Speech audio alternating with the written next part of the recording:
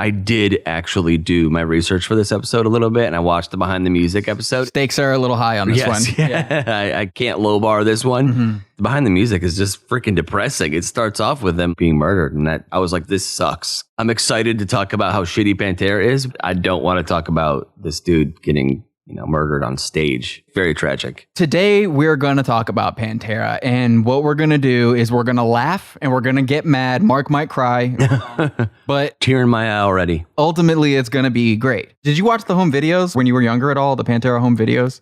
I probably did, yeah. The best thing Pantera ever did, invent Jackass. All teenage boys of my generation saw this shit. I'm pretty positive the Jackass guys were watching it too. Dimebag filmed everything. He always had a camera in his hand or someone around whose job it was just to have a camera in their hand. He was always pulling pranks on people. He was always fucking with the other bands on tour, betting people they couldn't eat some crazy thing in 30 seconds or less, shooting off fireworks inside super fancy hotels. I mean, I'm sure that there are hours of hilarious things that haven't even been released yet. Sure. So basically, Pantera is responsible for not only paving the way for nu metal and Five Finger Death Punch and a whole bunch of other bands that people want us to do episodes on, but Jackass, which was basically a way for dumb people to hurt themselves and or give themselves traumatic brain injuries. Remember when they put out episodes, it'd be like, if you send us videos, we will not watch it. Because people do crazy shit to impress the Jackass guys. It is crazy that ways you would have died 100 years ago are ways that you can make a living. I think showing Jackass to your parents back in the day when it was the first thing, we're like,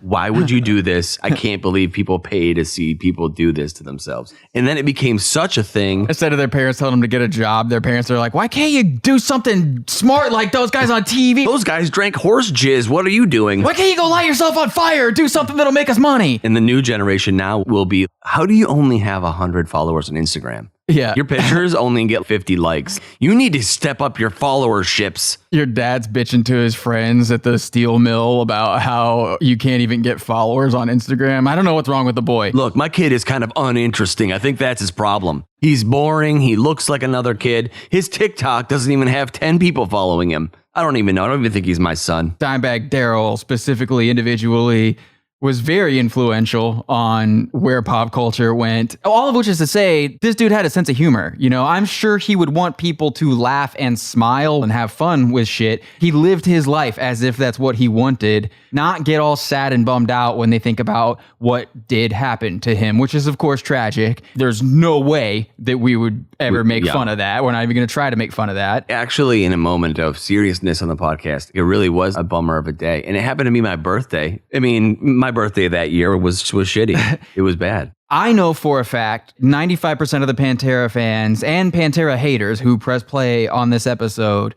think that all we're going to do is make fun of this band for starting off as a glam metal band and wearing makeup and spandex and all that. Quite the opposite. I wish they would have stayed a glam metal band. That shit is hilarious. I will admit that. But it's also better. Most importantly, Pantera was a kick fucking ass hair metal band. If you don't think so, go look up the video of Pantera covering Metallica's Seek and Destroy in 1984. It's at least as good as any live performance of that song Metallica ever did. Pantera's doing it as a 3-piece band with an 18-year-old Diamond Darrell singing and playing all the guitar parts. Yeah. Make sure to watch the whole thing, catch that solo at the end, because it is terrifying that he is that good at guitar. If you go watch that and listen to that and you come back here and all you want out of this whole episode is for us to make fun of the outfits they are wearing, go fuck yourself. I think hair metal was probably the greatest genre of metal that ever existed.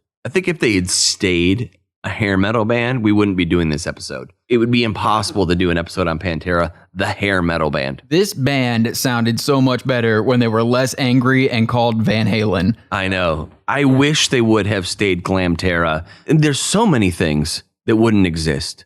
How many bands that you want us to do episodes on? We get so many requests for so many bullshit metal bands. 100% of them exist because of what Glamterra turned into. Absolutely. The Pantera. any bands that called themselves metal after Pantera's existence, you owe that to Pantera because of how incredibly influential this band was on the genre. They were the biggest thing in metal for years. Definitely part of Pantera's influence is it ruined heavy metal. You want us to do an episode on Five Finger Death Punch? Why? We can just do one on Pantera. I will say, poor Vinnie Paul. Not a man built for spandex, to say the least. No, they maybe could have just kept the music and lost the vibe. You know what I mean? Like maybe they should have just stayed like a shredding hair metal band, but maybe wore regular clothes. That's basically what Van Halen did. I was racking my mind a minute ago trying to think of if there were any hair metal bands who were actually good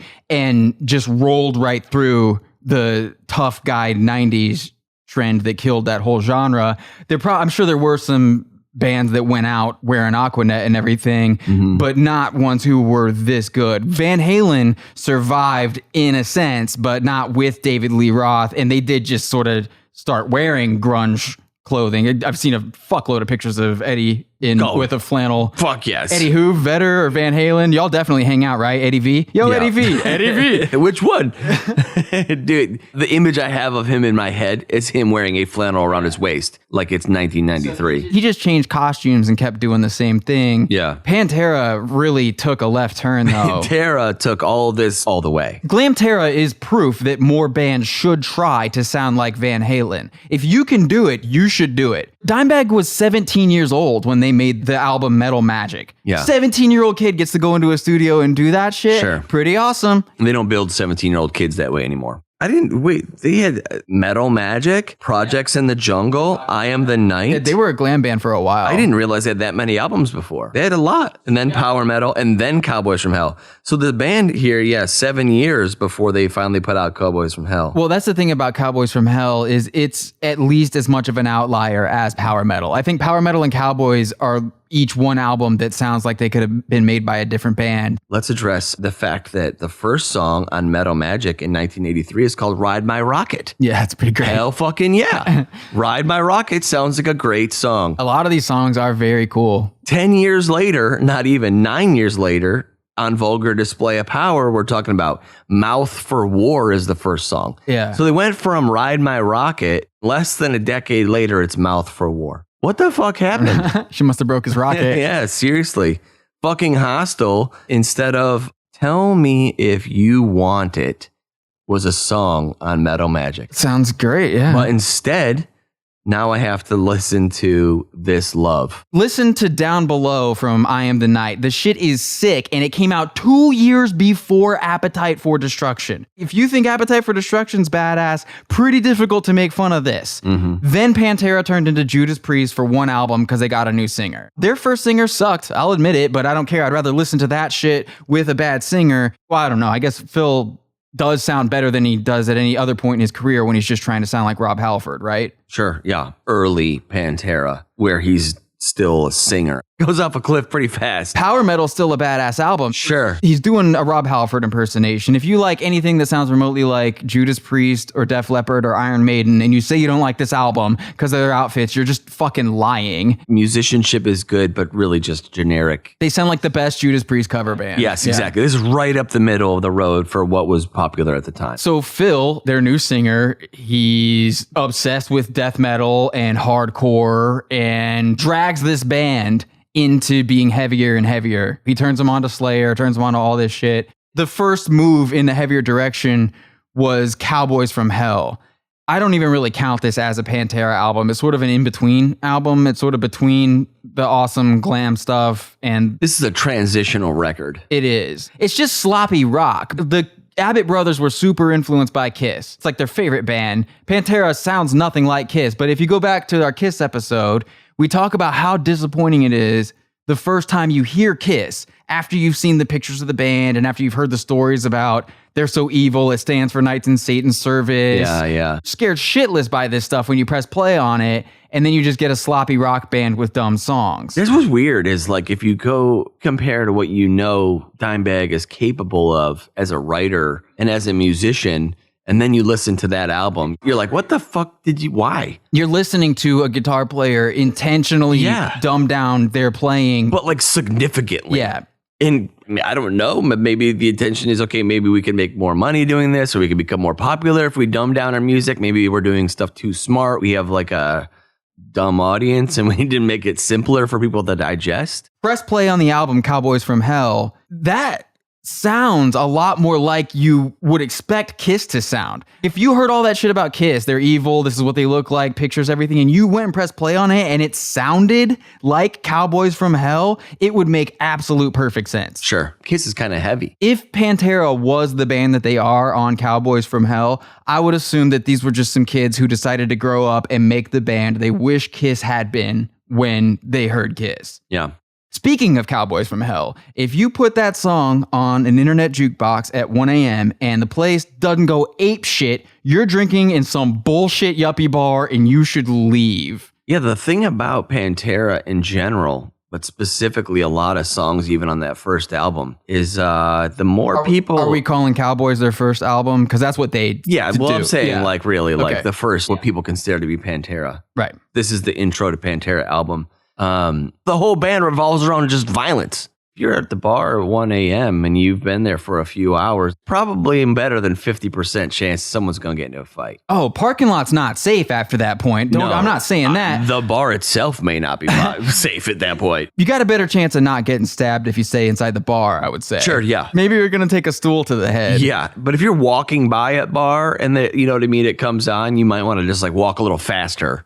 A fight might spill out into the street and consume you as you walk by like a vortex. Oh! I gotta go. Because I don't drink in bullshit establishments. I have never been in a bar where someone threw on the song Cowboys from Hell after midnight and the place didn't go wild. It is one of those songs similar to like a Rage Against the Machine song. It's going to guarantee. And the problem is when you take basically monkeys, give them alcohol, feed them angry, aggressive music, and you throw in sexual tension. Oh, buddy. This is a 5 minutes alone! Yeah, this is a bomb waiting to explode. 2 minutes alone! Yeah, it's going to be a problem quickly.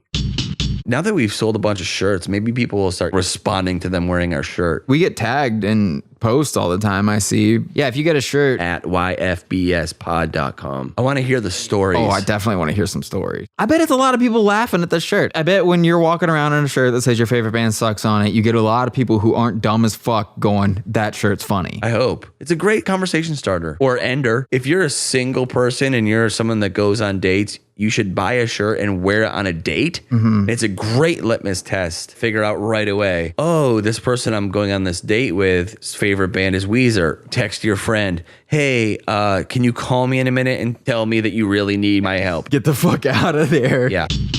That's the thing about that Cowboys from Hell album, too, is this isn't the Pantera that everyone means when they say Pantera, but all the people who are listening to Pantera do count this album. They do enjoy it from time to time. Yeah. They're usually listening to the more aggressive stuff that came after it, but they will rate this one. What is the biggest song off that album? Definitely the title track, Cowboys from Hell. Yeah. Cowboys from Hell. I mean, this was their closer. Like, they closed the shows with this one. Cemetery Gates is on here too. That song sucks a lot. That guy, I get why people like that guitar riff. Yeah.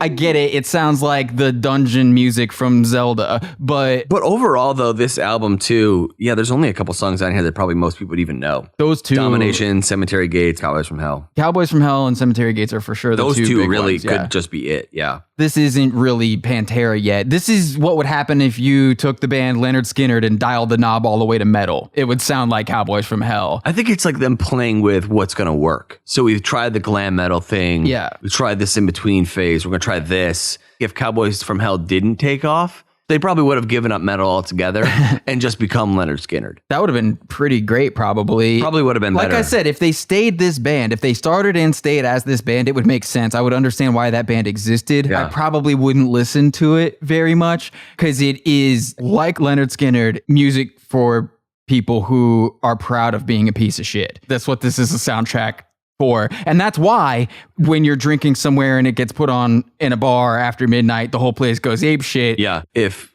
Simple Man comes on and people order, let's do shots. They're reflecting on their life choices as they're wasted, crying on the bar or something. If Domination comes on and so let's order shots, someone's getting stabbed. This is not a good situation if you're not down with that. The other thing about this album is that the production is very bad on it. It doesn't sound good. All the tones, terrible. The guitar was heavier on Power Metal than it is on this. And I get that they were probably trying to intentionally let everyone know we're going to sound different now, making each instrument sound different.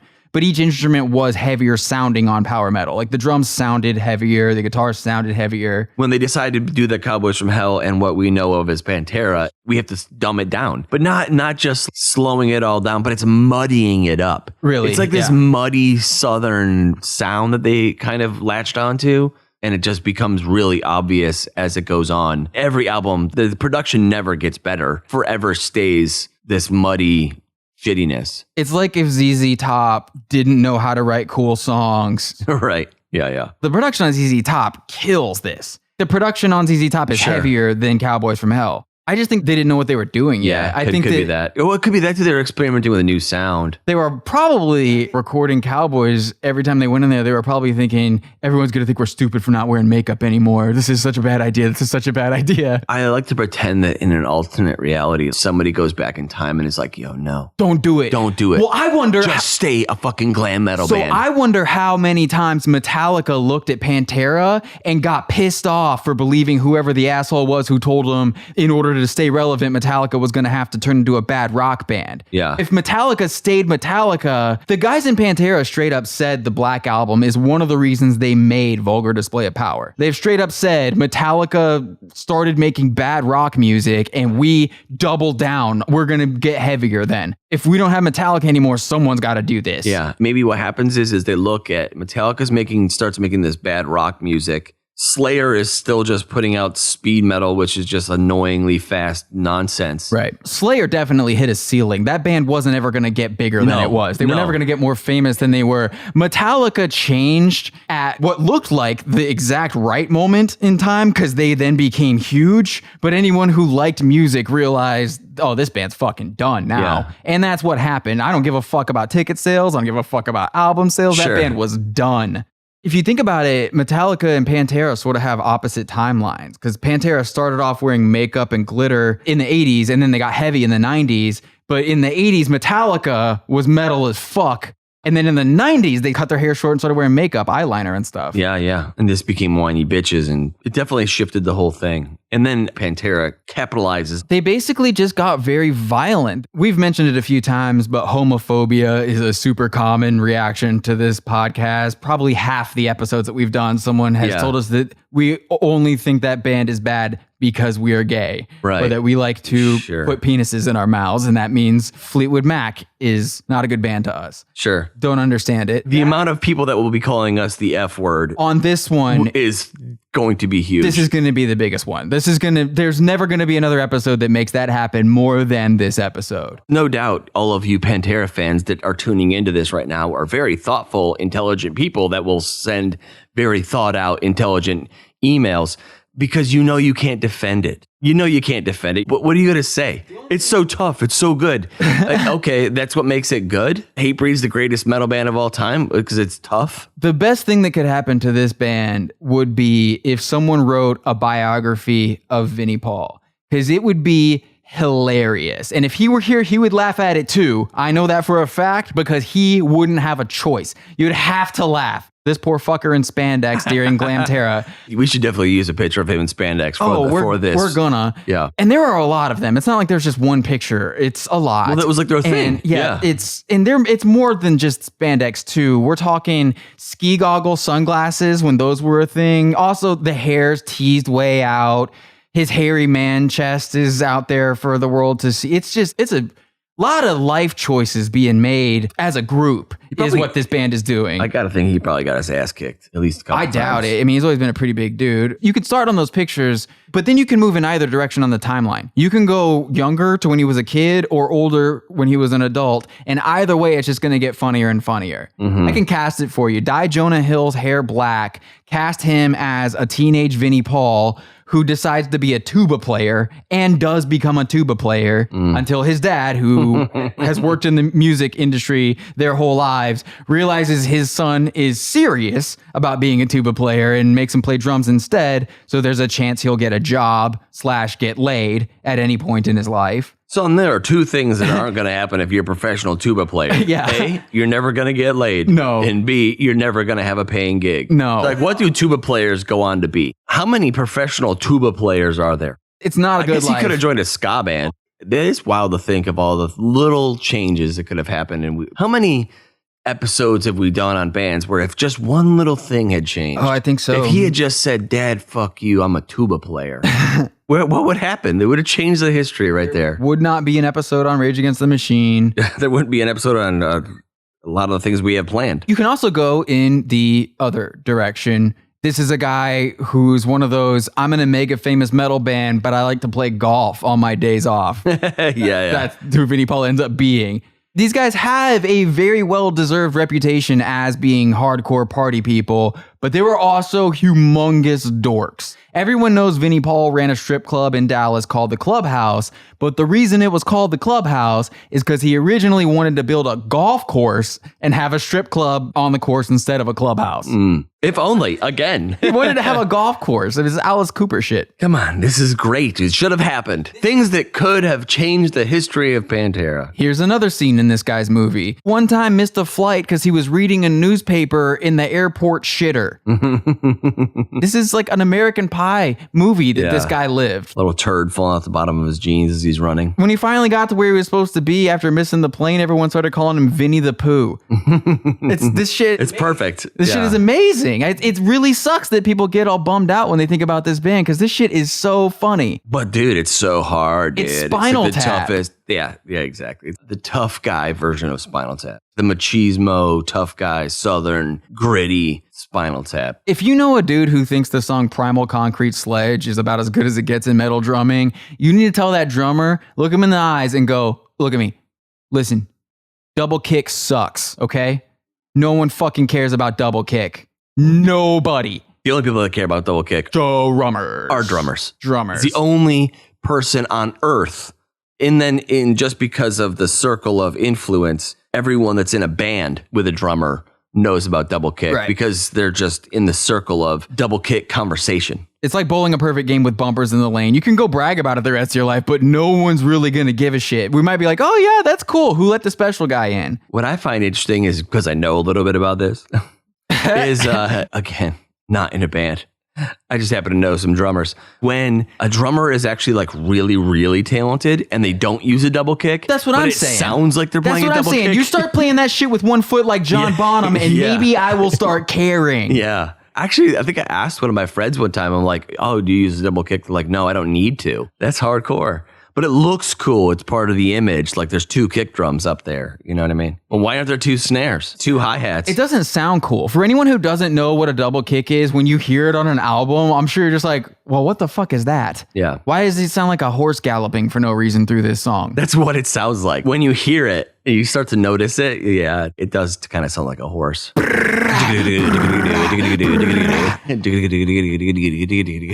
of funny. It's so dumb. That Slipknot does that. What other thing in a band gets talked about? Is there a thing that guitar players have, like their own double kick thing that they always talk about? I guess, I can't remember if it was the Coheed or Mastodon episode where I came up with the theory that use of harmonics on guitar is directly proportional to the level of intentional audience pandering by the band. Right. Like the more times you hear a harmonic or a pinch harmonic on guitar, it's just to elicit a response from the audience. The more likely it is that you're watching pro wrestling on stage, basically. Yeah. I can't remember if I used this as an example, but the song Blurry by Puddle of Mud would be Exhibit A if I were building this case in a courtroom. Oh, yeah.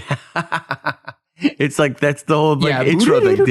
Yeah, it's just shut up, dude. I'm ashamed that I know that. Play your fucking guitar. That's funny. Tunings would be another thing like this on guitar. How low do you tune your guitar? Yeah. This is a trick that Dime definitely stole from Black Sabbath. This is part of the negative influence Pantera had on metal, especially nu metal, which would not exist if it wasn't for Pantera. There would be no nu metal without the band Pantera. 0%. All those dudes are playing 7-string, 8-string, 9-string guitars, tuned into drop B. The thing that they didn't pay attention to that Dime did was don't come out of the gate tuning your guitar as low as you're going to tune it. Each album you drop it a little bit more and people will keep thinking that you got heavier. Pantera just got heavier and heavier and heavier. It kind of just started tuning his guitar lower and lower and lower. People's idea of what's heavy is really interesting because for some people, it's heavily, pun intended, influenced by the tuning of the guitar. For other people, it's the speed of the playing or the distortion level. Gain. But then there are other people who know that if it's truly heavy, you can play it on anything and it'll be heavy. If something's heavy, you can play it on an accordion. Bingo. Go listen to Ennio Morricone's song Man with the Harmonica. If I didn't recommend listening to that in the Black Sabbath episode of this show, that was a fuck up on my part. If I did, sorry for repeating myself. But again, if you think Black Sabbath's heavy, go listen to Man with a Harmonica. It's got a harmonica all over it. I know in the Black Sabbath episode I said that if you have a harmonica in the band, it's not heavy metal. I lied. Ennio Morricone's metal as fuck, and the song's called Man with a Harmonica. Heaviness isn't something that I don't even know how I would quantify it. I do know that I would not quantify it by thinking, oh, it has to do with the tuning. Pound for pound, I think Dimebag riffs, Smoke, Slayer, Metallica, Megadeth, any of that shit. Sure. Pantera's riffs are heavier. I guarantee you more beds have been broken by people fucking to Pantera than people fucking to Slayer. How do you fuck the Slayer? Exactly. You can't. There's no rhythm there. That's just like pounding. That's what I'm saying, man. If you're fucking the Slayer, it's just like a rabbit. Bang, bang, bang, bang, bang, bang, bang, bang, bang, bang, and it's done. But this is still sort of a Led Zeppelin situation. Just because Pantera is heavier than all these bands doesn't mean they don't suck. Heaviness is not a trait necessarily that makes a band good. Also, this is a super formulaic band. You can just hear them cutting more and more away to get down to just the essentials and kick that out over and over again. Does it always need a guitar solo? There was this Dimebag quote I remember where he was talking about guitar solos, and his thing was, if you can do it, I don't know why you wouldn't want to do it. But drummers can do drummer solos, but not drum solos in every song. There's actually hardly ever drum solos. There are live. Definitely live. Live they do drum solos. But Yeah, Zeppelin recorded Moby Dick. Primal Concrete Sledge is practically a drum solo the whole time. I think that it was more the guitar stuff that was influential about Pantera, though. I think if somebody said they were heavily influenced by his playing on the Glamtera years,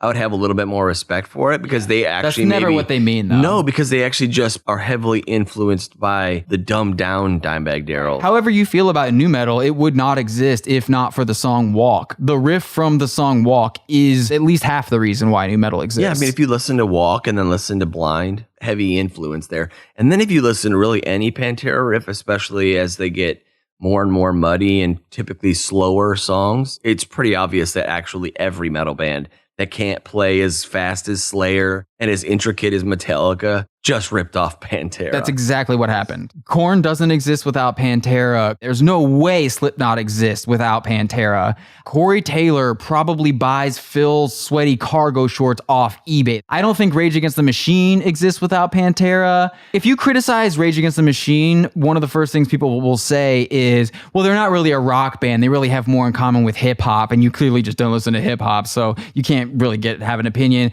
You aren't going to find a band that sounds like that anywhere in hip hop. Even hip hop bands that actually are hip hop bands, like The Roots, who are playing instruments and shit.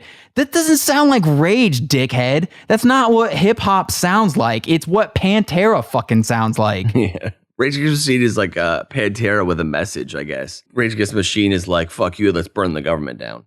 Pantera's message is just, fuck you, I'll punch you in the dick. Here's another thing Dimebag did on his guitar is he used a noise gate so there would be no noise in between those notes. He's playing these really punchy notes and chords, and he wants to scoop out that space in between where like you might hear his finger on a guitar string, some shit like that.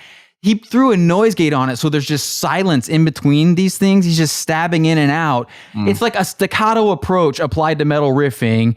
Dime figured out how to make all that empty space more empty. That's Rage Against the Machine. And this did not just hit new metal. Basically, any genre with the word metal in the name, metalcore probably does not exist without Pantera. 1000% doesn't. It just doesn't. Most metalcore bands straight up rip off Pantera. In the Slayer episode, we talk about how much early Converge sounds like Slayer. It's so obvious that Converge started off huge fanboys of Slayer, but then they moved past where Slayer was. They probably just started listening to Pantera, man. Yeah. Listen to Far Beyond Driven and Vulgar Display of Power, and then go check out what Converge was doing right after these albums came out. I really do just think it comes down to the quality of the musicianships that are in these bands following the footsteps of Pantera and these other bands. Pantera is just your obvious answer because it's so basic, chuggy nonsense.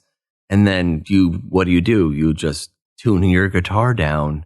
Next thing you know, you're writing new metal songs. Dimebag Darrell is someone who everyone who came after him copied his style so hard that kids who get into metal later go back and listen to Pantera and don't hear anything that's interesting to them at all. What are you talking about? This isn't special. Everyone does this. Yeah. Well, it's because he did it. And a lot of people would say that makes Pantera influential, therefore one of the greatest bands ever. But that's just because humans experience time in a linear fashion. If you went back and looked at the genre of metal as a whole, from outside the dimension of time, nobody's picking an album with Phil Anselmo on the mic, one of their top 10 lists. He's the least metal frontman. When you actually, if you like Phil, I don't know how anybody still does, but like all you have to do is go back and watch some interviews from when they were huge, when these albums were coming out. There's no way you watch the behind the music and come out the other side going, oh, Phil Anselmo's a great guy. I can't wait to go see whatever new side project he's putting out. He doesn't seem fun. I've seen interviews where the microphone's in his face. You could tell that Phil's supposed to be saying something. He can't think of anything to say. Yeah. For any of the dozens of reasons why he doesn't have as many brain cells as he started this life with. Yeah. And the other guys in the band, no joke, prompt him with an answer. Give him a 3-word intro. They lead him. It's almost like he gets shocked by lightning and realize, oh yeah, I can say this. And he launches him into his answer. Lead his answer like, Phil, this is what we want you to say. You embarrassing shithead. There's a chance that this band could have stayed a good band if Phil Anselmo hadn't joined it. The tough guy frontman bullshit just doesn't do it for me. The grunting and the growling, that works. He looks like someone who would do that shit. Yeah. The thing that annoys me is the middle ground between him actually singing and then the caveman stuff. Like in the song 5 Minutes Alone where he sounds like he wants to be in the band Clutch. That's specifically what kills it for me. Mm-hmm. His Rob Halford impersonation on Power Metal, pretty solid. He'd probably still be doing that if he hadn't talked the rest of this band into listening to his favorite hardcore and death metal records. This is a guy who was obsessed with Henry Rollins. He was obsessed with death metal, listening to Venom before anyone you know, that kind of guy. He joins the band and drags them into hell. Yeah. Ruins it. Hey guys, smoke all this weed and then we're going to slow it all down. I think one time, I'm trying to think what people described it to me is because they were like from the South. So it's hot. Everything's slower. If you listen to Norwegian black metal, it's like a response to the long winter doldrums. This sounds like a theory you need to be giving someone credit for because it's pretty fucking good. I'm not giving credit to anybody. You don't remember who said this? No, I think it culminated across many conversations. It's a response to the environment that they're in. So it's hot. Yeah. Instead of making black death metal like the people in Norway that were cold all the time. These guys were hot all the time. We keep saying metal. It cannot be overstated how important it is to understand that Phil was into hardcore punk. Pantera is basically what happens when there's a kick-ass hair metal band who hires a hardcore vocalist who also, for some reason, happens to love Judas Priest. He gets in the door with his Rob Halford impersonation, all the while knowing he's going to transform this band into stadium hardcore. That's essentially what this band became on Vulgar Display of Power and Far Beyond Driven, is a stadium hardcore band. Yeah. Pantera is the most successful hardcore band in the world, is practically what you're looking at. And then after that, what? Far Beyond Driven comes out, which has got to be their biggest album, I would think. I think, yeah. It just goes off a cliff well, and nobody especially cares. because it was piggybacking on the sales and continued reputation of vulgar display of power. The Great Southern Trendkill sucks. The album sucks. It's Don't not at good. me. It's not good. The song Tens on Great Southern Trendkill is also exactly what I'm talking about with Phil singing. That song is why I can't do this. Reinventing the Steel, they gave up. It's over at that point. I don't think anyone likes Reinventing the Steel. I doubt there's any even Pantera quote unquote fans that can name 3 songs off the album. I thought you were going to say members who like the album, and I was going to agree with you because I think that they just hated each other too much at this point. Yeah, that's a phone it in album. It's hard to know whose side to take in this argument, honestly, because I'm pretty sure Vinnie Paul's a fucking liar. Phil is beyond the capabilities it required to have a conversation with someone. And you never know if that's what's going to happen when you pick up the phone to call him. Yeah. Who am I going to get on the phone right now? Is this going to be a guy that even knows who he's talking to? Exactly. So it's hard to know whose side to take in this. I would imagine both sides are probably at fault. So let's think about this. So they really only put out 2 albums that anybody actually cares about, truly, at the end of the day. Vulgar Display of Power, Far Beyond Driven. Yeah. It's also weird. This band was on MTV a lot more than bands who weren't Metallica. It was basically Metallica and Pantera on MTV. You could still see a Pantera video. After Nirvana killed hair metal, Pantera was still huge. What was the song that really popped Pantera to the next level? Unbroken? It was either Walk or Unbroken. Yeah, Walk would have been huge. Unbroken, though, I think was like a... That was a big song, big video. Cemetery Gates was a pretty big video, actually. I'm trying to think of whatever that Metallica song was. Like Enter Sandman. Unbroken was Pantera's Enter Sandman, but to the 1/1000th degree. Because Enter Sandman was like on top 40 radio. This is one of my favorite things about tough metal guys is how much they care about someone's hairstyle. I have seen so many conversations of people talking about when Phil's hair looked a certain way.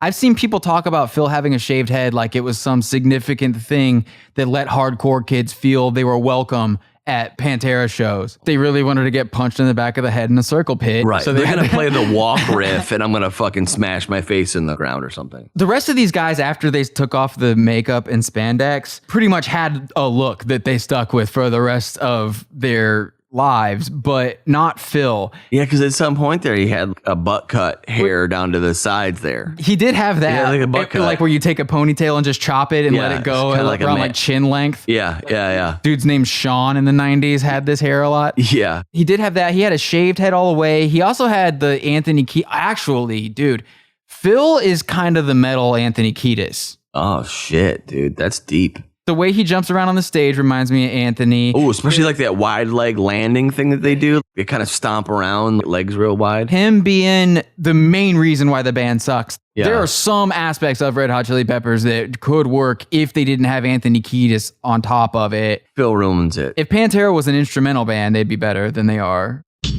Hey, Mark, you know those unrented billboards you see that point out how good of an idea it would be for a company to rent that advertising space? Yeah, the ones with the graffiti all over them. You know those empty billboards that you see around town? Yet you wonder, how did that guy get up there and spray paint that sign and not fall off? So did you know that we did 1 million downloads in 2019? I did know that. It's pretty awesome because we only put out like 19 episodes last year. I guess our show is just so great. There are always a ton of people going back and listening to our old content. 1 million times our voices have been injected into our fans' ears. Another cool thing is we have dynamic ad stitching. I have no idea how it works, but somehow we can plug this new message we're recording right now into all of our old content, and that's what people will hear. Through the magic of technology, we are able to put this very thing that you're listening to at any moment in the history of our podcast. So yeah, when companies want to advertise on our show, they can email us at info@yfbspod.com to learn more about how it works and what kind of people listen to this show. What kind of people do you think listen to this show, by the way? Very intelligent, highly Smart. educated, very highly educated, the most sought after demographics possible for sure. I know a lot of people in bands listen to this show, so probably merch companies, gear companies would be good sponsors. Sure. Obviously, music fans listen to this show, any sort of audio equipment, whoever's making that these days. Probably don't want to mention any brand names right now. You know, whoever's making nicer speakers and headphones and turntables. All those things that people ingest music with. Yeah. I could say, even if your favorite band doesn't suck, you wouldn't know it by listening on your bullshit phone speakers. So bye. That would be a good one. I could say something like that. That kind of writes itself. It could go just like that. One thing I do like to imagine is how easy it would be to sell metal lyrics to Silicon Valley billionaires as if they were some sort of Ram Dass Be Here Now shit that's going to make them... Yeah. I thought we could talk through that train, but it's really fucking laying one on. He seriously was going crazy with that horn. You know how some metal guys write lyrics like they've been reading Art of War or a book of the teachings of Confucius? Yeah, definitely. The song Domination has the lyrics, agony is the price that you'll pay in the end. Domination consumes you, then calls you a friend. This is like Sun Tzu shit. It's half smart stuff and violent stuff. One of the problems with Phil is the Phil fanboys are the aggressive, violent ones. People who take this guy at face value. The people that really buy into the machismo image that's put out. I remember everyone making a big deal out of them naming a song Fucking Hostile. You can't even say the name of the song on the radio. So next up, effing Hostile. If Pearl Jam suing Ticketmaster was sort of fuck the man, Pantera was the reaction to that. We will fuck the man. Do you have him here? We will fuck him. This is probably what we have to close on is there's no way around talking about violence with Pantera fans. Pantera is responsible for keeping millions of people's brains from evolving to the next level. I think things like the UFC, for example, wouldn't exist without Pantera. For sure, it has man. kept people's minds in some sort of weird evolutionary stalemate. This isn't just music for you to get into a fight to. This is music for you and your friends to psych each other up for taking turns punching each other in the face. All slap wars started with the Pantera song. Do you realize how many people listen to Pantera at the gym? Oh, 100%. Now do the math on how many of those people are taking steroids. If steroid use has a soundtrack, it is Pantera. Fighting in general. I would love to know, I don't know why I have this weird obsession with this shit, but if you could know how many hospital bills, how much medical debt is attributable to Pantera. Gotta be something insane. Millions, if not tens of millions of dollars. People jumping off shit, riding car really fast, going too fast on their motorcycle, punching the guy that whips their ass in the bar, going to jail for punching a cop. These are all things that you do when Pantera is playing. Pantera fans are so aggressive. Pantera sucks is some entry-level troll shit that you'll post on the internet, guaranteed to make some idiot on the internet challenge you to a fist fight. All you gotta do is say Pantera sucks and someone's gonna try to fight you through a computer screen. We are absolutely gonna get lots of people saying, I will fight you. And there's no real mystery here or anything. You know, why are Pantera fans so violent? At the beginning of this episode, we said the best thing this band ever did was invent Jackass, but one of the worst things this band did was invent bum fights also. Yeah. Look at the album cover of Vulgar Display of Power. The photographer that did this album cover said they didn't actually punch the guy. They just had him pose like he got hit and then photoshopped a fist in there. But Vinnie Paul knew it was a good story to say that they brought someone in and paid him $10 to take a hit to the face, and they paid him $310 for 31 punches. He always told this story, even though it's probably total bullshit. It's definitely bullshit. For years, this guy was out there saying that, yeah, we just brought in a guy and paid him $10 a shot, punched the fuck out of him. No one's taking that many punches to the face. It's a lot, A, man. And B, not for that little amount of money. If you look at that album cover and you're still confused as to why Pantera fans are so violent, press play on the album. Sure. It truly, if Pantera is your favorite band and you haven't read a book in 10 years, see if you can still read. See if you can take the next step in evolution and join us in a civilized society. You're just pissed off. If you're listening to Pantera and you're driving down the road, you're road raging, you're probably flipping somebody off. And if you're not already flipping them off, you're going to be doing it before the end of the song. You're definitely thinking to yourself, this guy's an idiot, that girl's an idiot, everyone's a fucking idiot. This isn't a good way to live your life. This is not a good place to be. Calm the fuck down. The other thing is this album title and cover, it equates the idea of power with violence. A vulgar display of power. Here's a picture of a guy getting punched in the face. So clearly this is saying to people, power is violence. Violence is power. If you're dumb enough to think it is, here's your favorite band. If I remember correctly, Pantera was always one of Beavis and Butthead's favorite bands. When a Pantera video would come on that show, they were like, yeah, this rocks. And they'd fight. Didn't they fight each other? And start fucking we should punching watch each other. We should watch that. See, I mean, if Pantera can make Beavis and Butthead fight, There's a pretty funny commercial that Aquaman did, Game of Thrones guy, Yeah. Jason Momoa. Sorry if I'm not saying that right. I think you're awesome. Aquaman ruled. Smoke weed and watch Aquaman. That actor did this anti-plastic water bottle commercial where he's walking around swatting water bottles out of people's hands while they're taking drinks of them. He's wearing a Vulgar Display of Power t-shirt in that commercial. He swats this water bottle out of another giant tough guy. Dude squares off on him. Aquaman's all like, yeah, what are you going to do about it? And it cuts straight to him icing down his busted up face later after the dude kicks the shit out of him. Yeah. Because this is a Pantera fan. Yeah. I'm like walking around getting in fights and getting your ass handed to you. Yeah, that's the whole thing, for the sake of being violent. There's another commercial where for some reason Carl's Jr. / Hardee's uses I'm Broken in one of those food flying through the air commercials. Yeah. No idea what the subtext there's supposed to be. Broken, you're a shell of a human. Come get Carl's Jr. Guess I'm hungry now. I do think that Pantera will ultimately be forgotten, though. They were too influential of bands that got huge, so fans of those bands don't hear anything special when they listen to Pantera. Yeah, that's the hard part is later other bands got actually way bigger than Pantera and probably did it better than Pantera. It's just not going to go backwards, and they're not around to capitalize on it. Right. Even if that was going to be a thing, the band itself is not around to capitalize on that. Korn takes this idea that obviously Pantera lays the groundwork for and runs with it a whole new level. Pantera was so huge too, man. These guys played right before Ozzy on Ozfest. Go look at the full list of bands that played near the top of Ozfest bills and look at where those bands are today.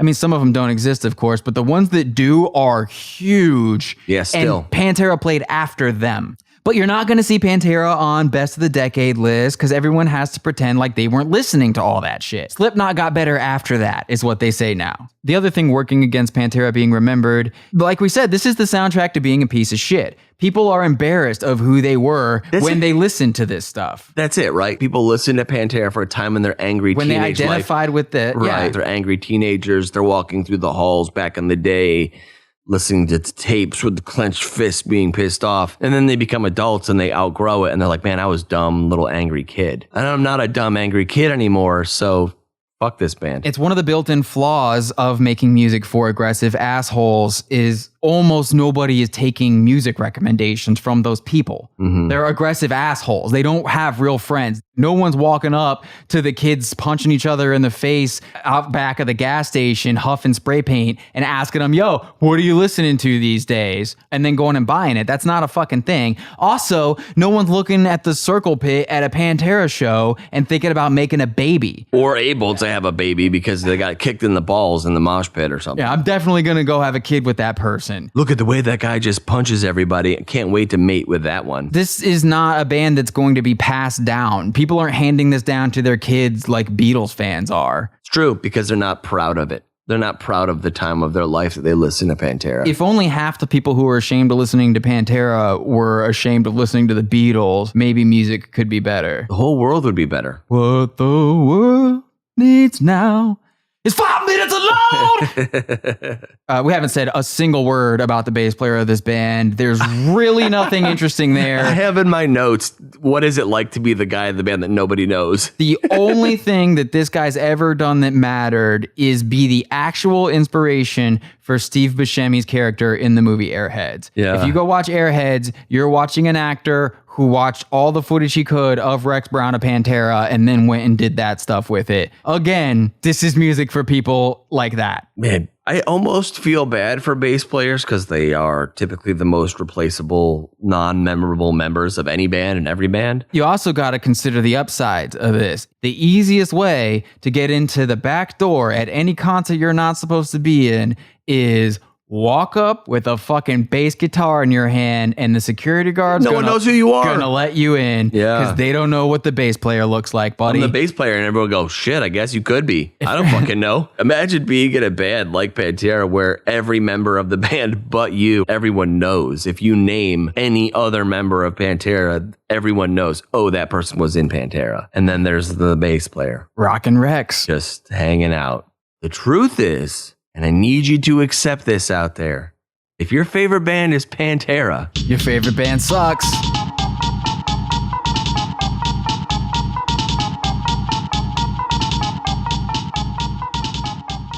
You're welcome for another Kick in the Headbangers Balls episode of your favorite band sucks.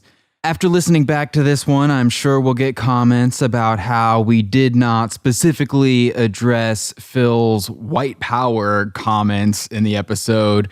We're in the business of saying things that bother fans of the band on display. I assume every single Pantera fan already knows about this and is not bothered by it, so I'd rather say some shit they haven't thought about before, they can't ignore, challenge them on their own ground with something they'll have to think about the next time they're listening. If you have missed it somehow, Phil Anselmo's very long history of failing to say smart things includes several incidents where he's mumbled or shouted white supremacist rhetoric. There you go. I mentioned it. All the bingo card listeners can cover that square. We also know about the X-Order thing, and we don't care about that. There's that square. Yes, Phil loved the local band X-Order, and you can tell that from listening to power metal, but power metal is not the breakthrough Pantera album or anything of that nature, so it's pretty irrelevant to the big picture here. We did want to talk about the lyrics to Walk some more, but we got interrupted by that train. So welcome to East Nashville. I guess I'll talk about them now by myself. This is one of those songs where you know there are at least 1 million people with these lyrics tattooed on themselves, so it's scary and funny all at the same time, but here you go. It starts off, "Can't you see I'm easily bothered by persistence, one step from lashing out at you?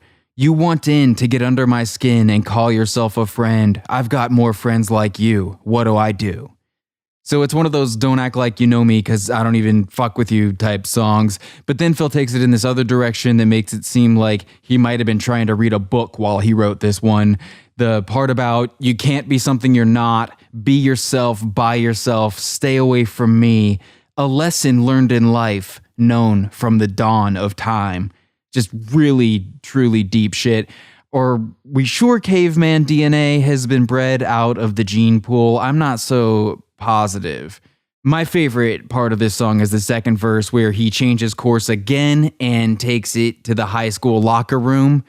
"Run your mouth when I'm not around. It's easy to achieve. You cry to weak friends that sympathize. Can you hear the violins playing your song? Those same friends tell me your every word." This feels like something a teenage girl would write in her diary about one of the other girls in her friend group because she wishes she could say it to that girl's face after hearing about that girl talk some shit. It's amazing to me that these lyrics are in a tough guy metal song. "I hear you when you talk shit, Becky." Anyway, make sure to share this episode with everyone you possibly can. Post it on Facebook if you're bored. You probably won't be bored again for a while if you do. Tweet it. Send it into the group chat. Put a link to our podcast in your message board signature, your email signature, your business card. Always go to yfbspod.com for links to episodes new and old. Always check the merch store. We might have new stuff, and our old stuff's always a classic. We still have a few episodes in the can, so the podcast returns in 2 weeks with someone I'm honestly surprised it took us this long to get to. Beethoven sucks. I know I've said that before. We're really doing it this time.